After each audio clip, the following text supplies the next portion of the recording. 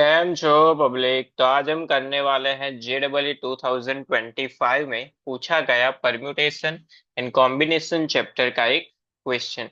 तो देखते हैं परम्यूटेशन एंड कॉम्बिनेशन चैप्टर में से कौन सा क्वेश्चन पूछा गया था। इस चैप्टर में से बहुत ही इजी इजी क्वेश्चन पूछते हैं। तो JEE के लिए ये चैप्टर बहुत काम का है आपके लिए।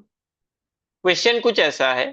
From all the English alphabets 5 letters are chosen and are arranged in the alphabetical order. The total number of ways in which the middle letter is M। यानी कि हम जो 5 लेटर का वर्ड बनाए उसमें मिडल में ऑलवेज क्या आना चाहिए, एम आना चाहिए। एंड हम जो 5 लेटर्स को अरेंज करेंगे वो अल्फाबेटिकली होना चाहिए। तो इन चार ऑप्शन में से कितने कॉम्बिनेशन पॉसिबल है वो यहाँ पे हमको फाइंड आउट करना है। बहुत ही सिंपल क्वेश्चन है, चलिए देखते हैं कैसे सॉल्व करेंगे।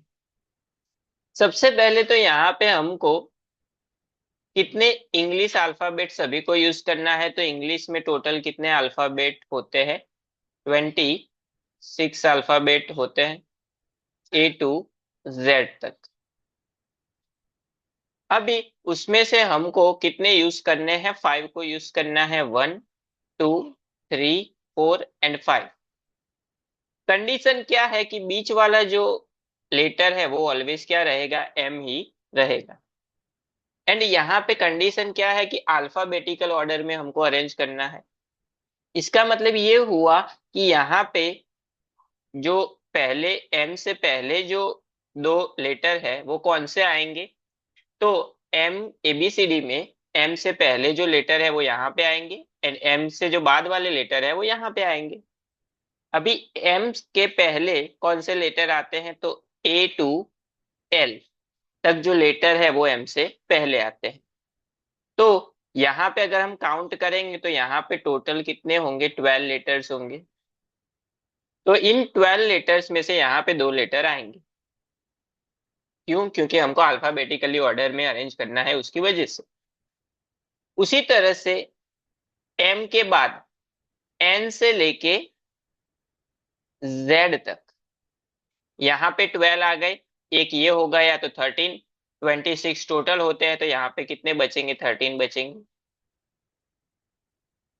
तो ये जो 13 है एन से लेके जेड तक, उसमें से दो लेटर यहाँ पे आएंगे।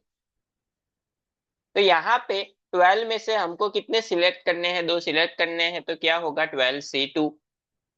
उसी तरह से 13 में से दो यहाँ पे सिलेक्ट करने हैं तो उसका क्या होगा, 13C2। इन दोनों के बीच साइन क्या आएगी, मल्टीप्लीकेशन, सिंपल है। अभी 12C2 उसको सिंप्लीफाई करने के लिए आपको NCR की फॉर्मूला पता होनी चाहिए। NCR वो होता है N factorial upon R factorial into N-R factorial. ये फॉर्मूला यहाँ पे अप्लाई कर देते हैं तो क्या हो जाएगा, यहाँ पे n की जगह पे 12 है, r की जगह पे 2 है।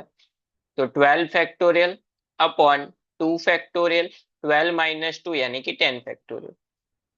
उसी तरह से इंटू 13C2 यानी कि 13 फैक्टोरियल अपॉन 2 फैक्टोरियल, 13 - 2 यानी कि 11 फैक्टोरियल।